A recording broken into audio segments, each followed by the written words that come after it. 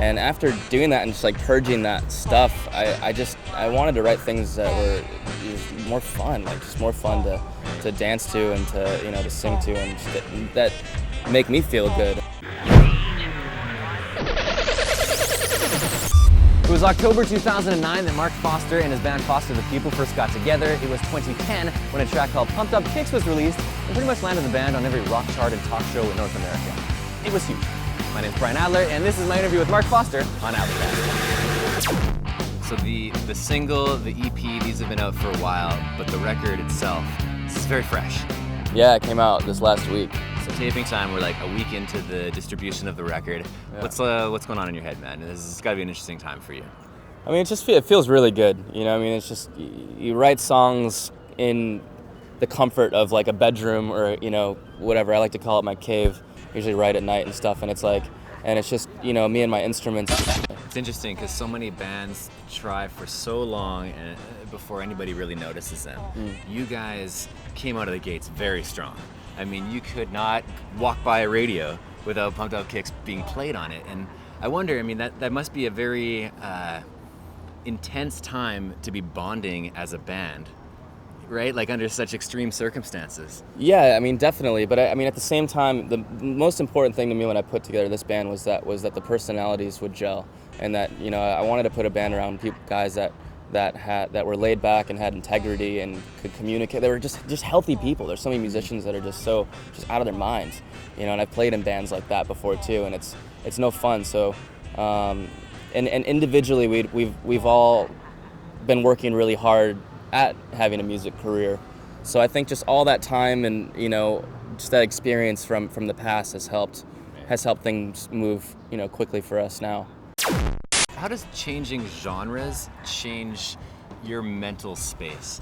For me, like, I'll give you an example. As a snowboarder, if I'm listening to something super heavy and aggressive, it puts me in one mood. If I listen to something light and kind of fun, it puts me in a totally different one, and it really affects my day on the mountain. For you, playing music every day, it's got to be 10 times that. Yeah, totally. I was a solo artist for a long time with my acoustic guitar, and the stuff that I was writing back then was really like heart-wrenching, just guttural, like soul, like kind of like the Jeff Buckley type, really just like put everything on the table. And after doing that and just like purging that stuff, I wanted to write things that were just more fun, like just more fun to dance to and to sing to, and just that make me feel good. And so the music that we're making now is more up that alley, and it's much more fun to get up on stage and be able to like dance around and just really have a blast playing, as opposed to before. It's like before it was like a success if I could make people cry in the audience. Now it's like I want everybody to be smiling. Right. I want to ask you about Pumped Up Kicks. You must be sick of talking about this song. It's okay. Because really, how many times a day do you talk about this song?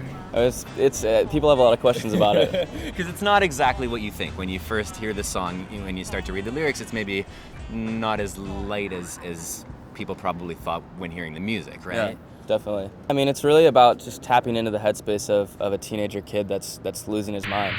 I like to write in character a lot, so for that, I was just kind of thinking about how many times now a year there's like some sort of shooting, that involves a kid, and it was kind of weighing on me, and it was just what was on my mind that day, and so I wanted to tell that story, but I didn't want to tell the story from the side of the victims. I wanted to get in the head of the kid that was actually going down that route. So, it's similar, I guess, to what like Truman Capote did with In Cold Blood, or what Dostoevsky did with Crime and Punishment.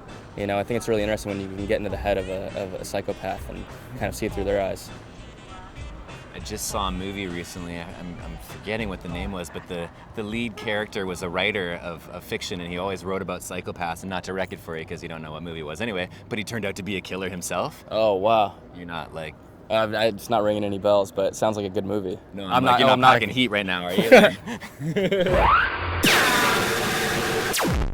I love studying people. I observe all different types of people around me, and I love the psychology behind like what makes certain types of people work. And so if I get into the headspace of someone, it's pretty easy, I think, to like imagine what their life would be like.